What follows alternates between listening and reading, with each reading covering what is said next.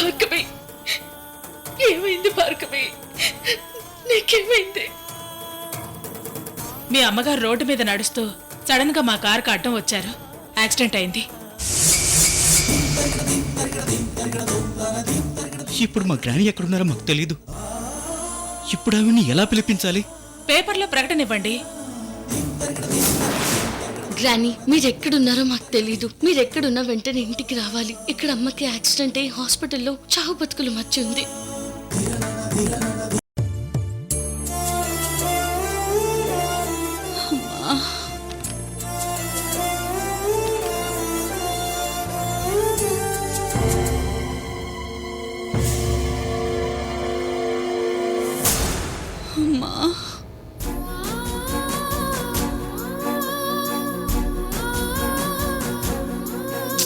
బావా, గ్రానీని చూస్తే కానీ అమ్మ మామూలు మనిషి అయ్యేటట్టు లేదు.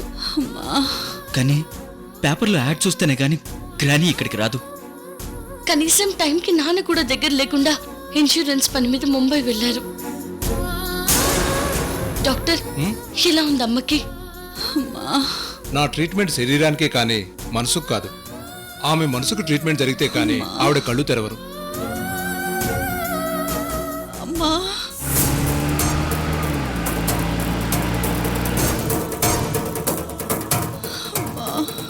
పోనీ అమ్మని ఎక్కడికైనా తీసుకెళ్తే? ఆవిడ ఎక్కడికి వెళ్ళినా మందులు మారతాయే తప్ప ఆవిడ మనసులో ఆలోచన మారదు కదమ్మా. అమ్మా, అమ్మా.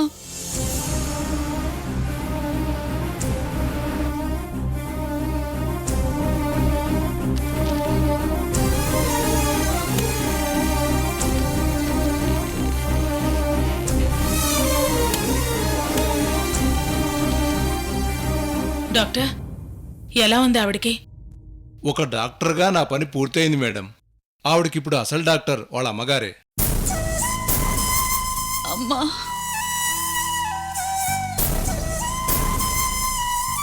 మీరేం కంగారు పడకండి అశ్విని. మీ అమ్మగారు త్వరలోనే నార్మల్ అవుతారు. వాళ్ళ అమ్మగారు ఖచ్చితంగా ఈ రోజో రేపో వస్తారు.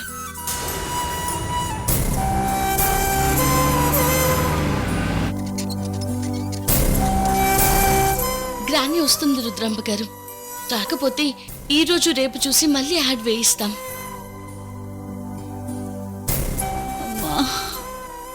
అమ్మా, రోజీ గురించి నిన్ను అపార్థం చేసుకున్నానమ్మా. అమ్మా, నన్ను క్షమించమ్మా.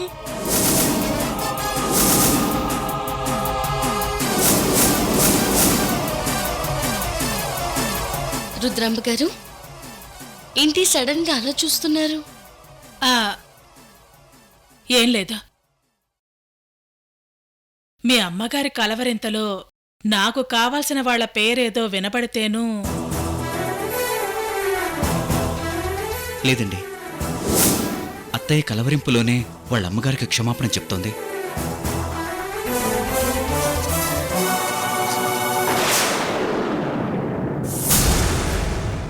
మీ అబ్బాయికి ఇలా ఉంది రుద్రాంబ గారు.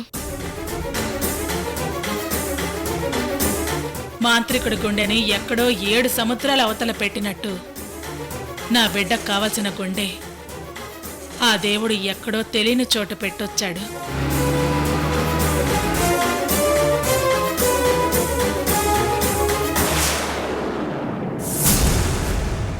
ఆ గుండె ఎప్పుడు దొరుకుతుందో అప్పుడే వీడి ఆరోగ్యం బాగవుతుంది.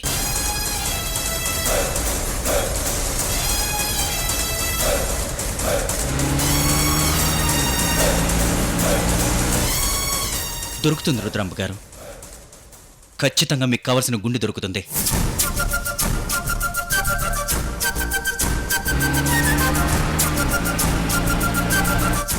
డాక్టర్, మేమింక బయలుదేరచ్చు కదా? ఓకే మేడం, పదండి. సింధు గారు, మీరు వెళ్ళి నేను రాసిచ్చిన మెడిసిన్స్ తీసుకురండి. Okay doctor. అశ్విని, మేమింక బయలుదేరతాం.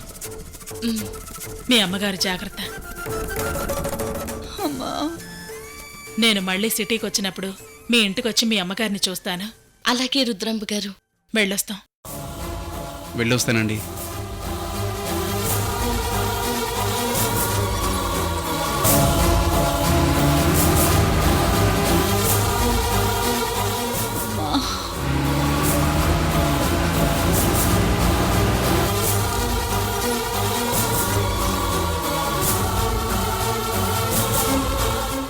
మేడం, శైలేంద్ర గారికి మెడిసిన్స్ అన్ని జాగ్రత్తగా వాడండి. డాక్టర్, నా బిడ్డకి ఈ మెడిసిన్స్ ఇంకా ఎక్కువ రోజులు వాడాలనుకోవటం లేదు. వాడకపోతే ఎలా మేడం? ఇంకా ఎంతకాలం వాడాలి మందులు? నేను వాడను. నాకు ఆ రోజు గుండె తీసుకొచ్చి పెట్టండి. పెట్టాలంటే ఆవిడ దొరకాలి కదా బాబు. దొరుకుతుంది. మీరు కూడా వెతికితే దొరుకుతుంది. ఏదో 4 రోజులు వెతికారు, ఆ తర్వాత మర్చిపోయారు. ఇంకెలా దొరుకుతుంది? అయ్యో లేదు శైలేంద్ర గారు, మేం కూడా ఆవిడ కోసం వెతుకుతూనే ఉన్నాం.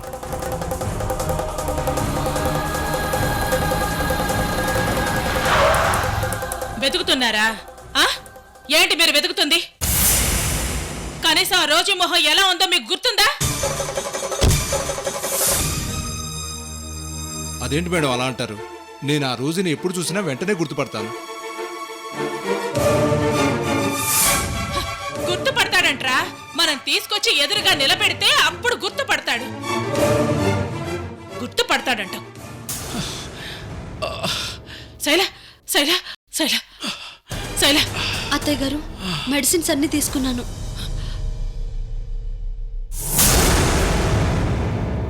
పద వెళదాం.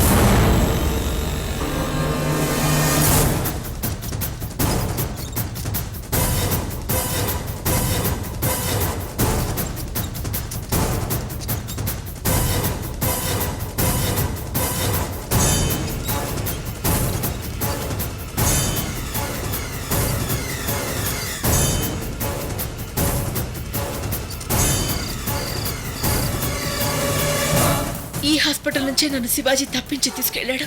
తన ప్రాణాల వెతికి తెచ్చుకున్నాడు. ఇప్పుడు భార్గవిని ఇదే హాస్పిటల్లో జాయిన్ చేశారా?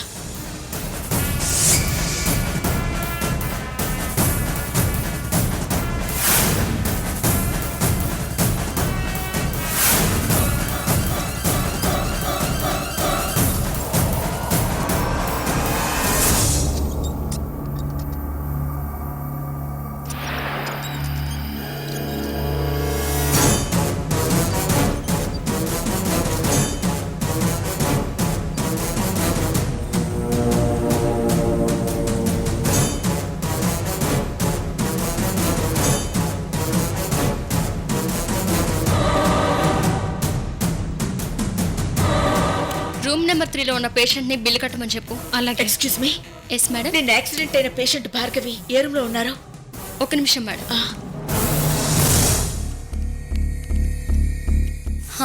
రైట్కి వెళ్ళి లెఫ్ట్కి వెళ్తే ఐసీయూ వస్తుంది, అందులో ఉన్నారు madam. Thank you. Okay ma'am.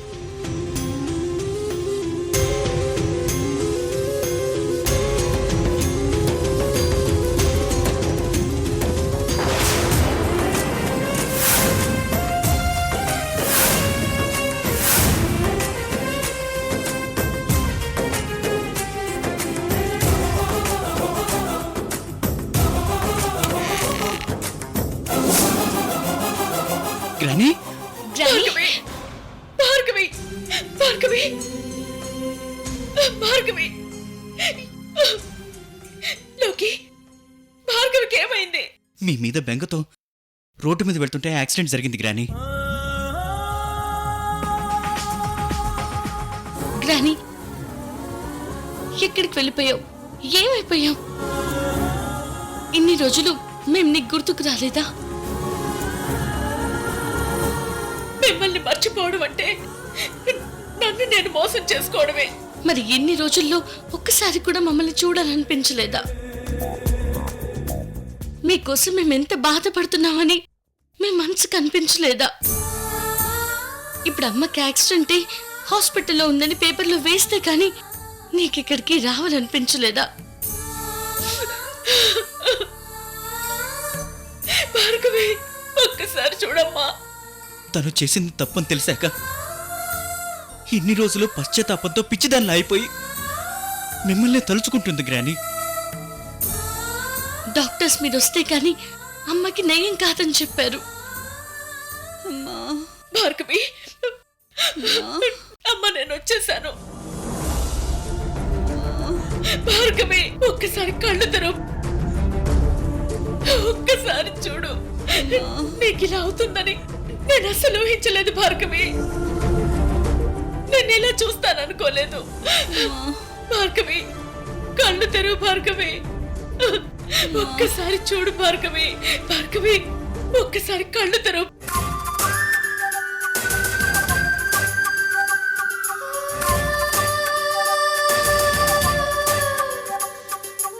Bhargavi, నేను వచ్చేసాను. ఒక్కసారి చూడు.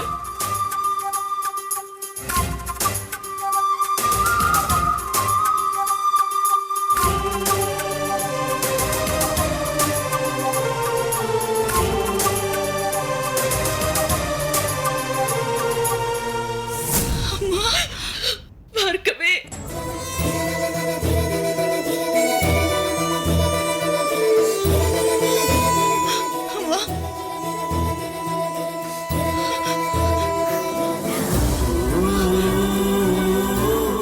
వచ్చావా అమ్మా? చావు బతుకుల మధ్య ఉన్న నీ కూతుర్ని చూడటానికి వచ్చావా అమ్మా? భార్గవి, ఏం కాదు, నీకేం కాదు భార్గవి. నేను చేసిన నేరానికి నాకు పడిన శిక్షమ్మా ఇది.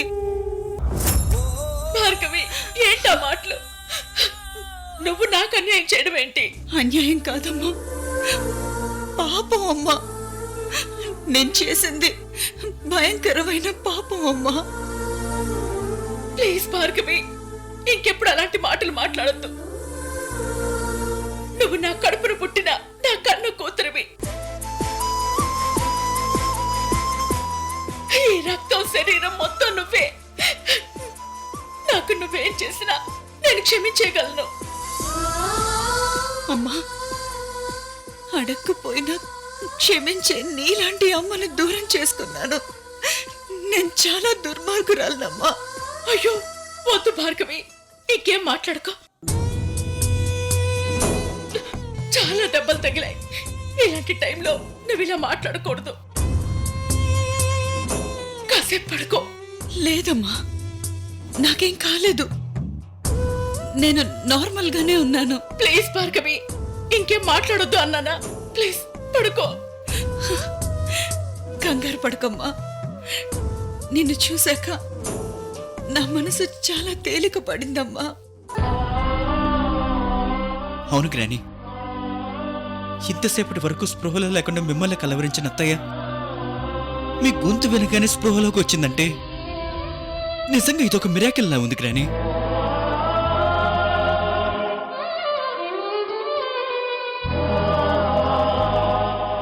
భార్గవి, నిజం గ్రాని, డాక్టర్స్ ఎంత ట్రై చేసినా అమ్మని నార్మల్ కండిషన్ కి రప్పించలేకపోయారు.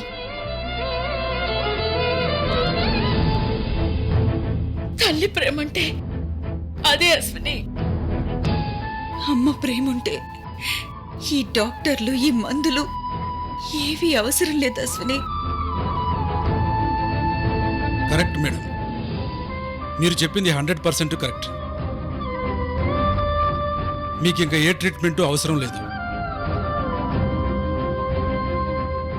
మీ BP normal, heart beat normal, pulse rate normal. అయితే మా అమ్మని డిశ్చార్జ్ చేస్తారా డాక్టర్? రేపే డిశ్చార్జ్ అయిపోవచ్చు మేడం.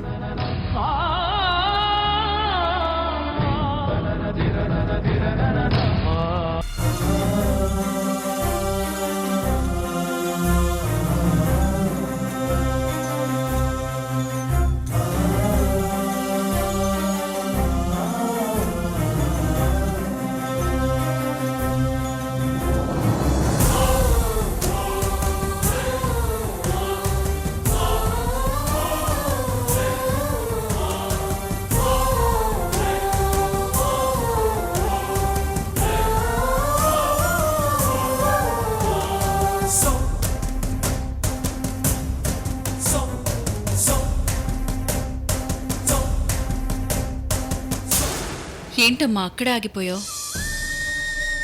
లోపలికి రాగ్రాని.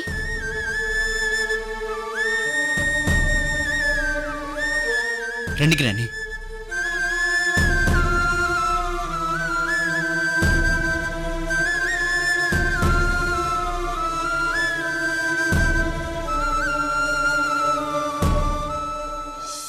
గుప్పెడంత గుండెల్లో ఉప్పెనైన సంద్రంలో చిక్కుకున్న ఈ చిన్న ఆశకి శ్వాస ఆడదే. దిక్కులన్నీ చూస్తున్నా నింగిని నిలదీస్తున్నా దిక్కులేని దిగులు ప్రశ్నకి బదులు దొరకదే. చిరునవ్వులు పూసిన మంట ఇది, కన్నీటిని కోరని కోత ఇది. చిరునవ్వులు పూసిన మంట ఇది, కన్నీటిని కోరని కోత ఇది. భార్గవి, దీపక్ ఏడి? నీకు యాక్సిడెంట్ అయినా దీపక్ హాస్పిటల్కి రాలేదేంటి? నాన్న ఇన్సూరెన్స్ పని మీద ముంబై వెళ్ళారు గ్రాని. ఇన్సూరెన్సా? అవును గ్రాని, మన కంపెనీ గోడౌన్స్ అని ఫైర్ యాక్సిడెంట్లో కాలిపోయాయి. వాట్? అవునమ్మా, నువ్వు మాతో ఉంటే అనర్థమని నిన్ను అపార్థం చేసుకుని నిన్ను పంపించేశాను. భార్గవి, కానీ నువ్వు మాతో లేకపోవడమే మాకు దురదృష్టం అని నాకు తర్వాత తెలిసిందమ్మా.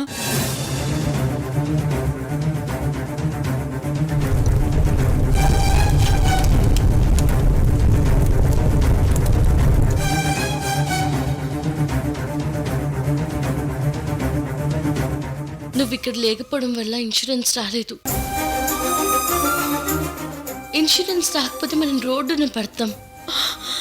అశ్విని, అందుకే ఏదోలో మేనేజ్ చేసి ఇన్సూరెన్స్ వచ్చేలా చేయడానికి నాన్న ముంబై వెళ్ళారు. ఇక అవసరం ఉండదు. నేను ఆ ఇన్సూరెన్స్ పేపర్స్ మీద సైన్ చేస్తాను.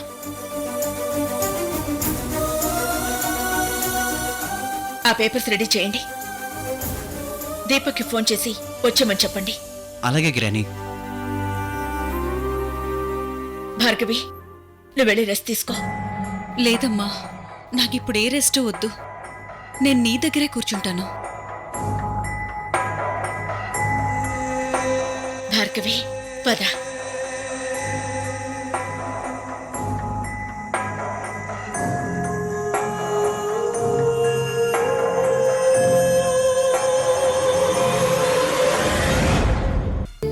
భార్గవి, అమ్మా,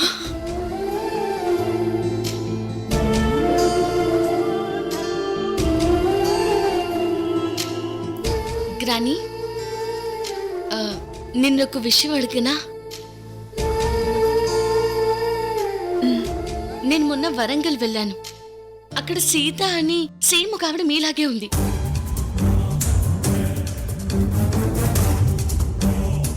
మీకు ఆవిడకి ఒక చిన్న తేడా కూడా లేదు. కవలలు కాకుండా అంత దగ్గర పోలికలతో ఒక మనిషి ఉండడం నేను ఇదే ఫస్ట్ టైం చూస్తున్నాను.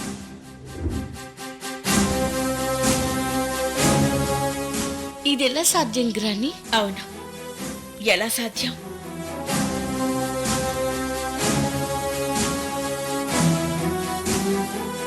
యాజ్ ఇట్ ఈజ్ ఒకే పోలికతో ఇద్దరుండడం అసాధ్యం కదా అశ్విని.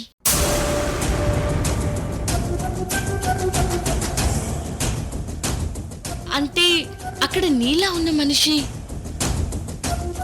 నేనే అశ్విని.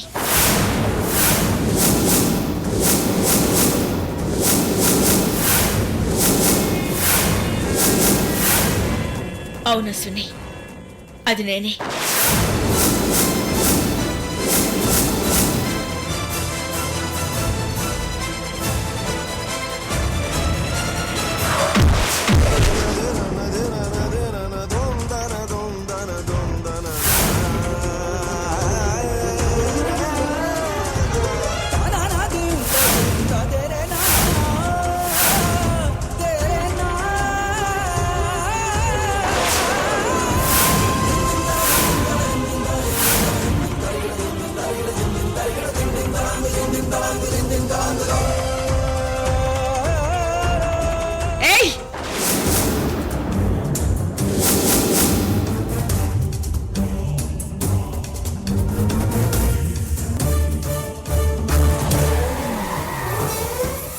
నేను బ్రతుకుండడానికి కారణమైన శివాజీ కోసం, ఆ కుటుంబాన్ని ఆదుకోవడం కోసమే అక్కడ నేను సీతగా ఉన్నాను.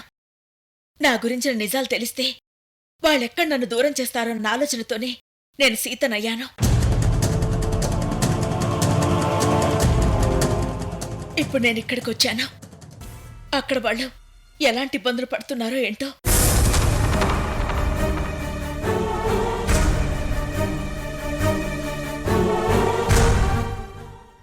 శశిలో ప్రేమ చావాలంటే ఆ అవంతినే చంపేయాలి.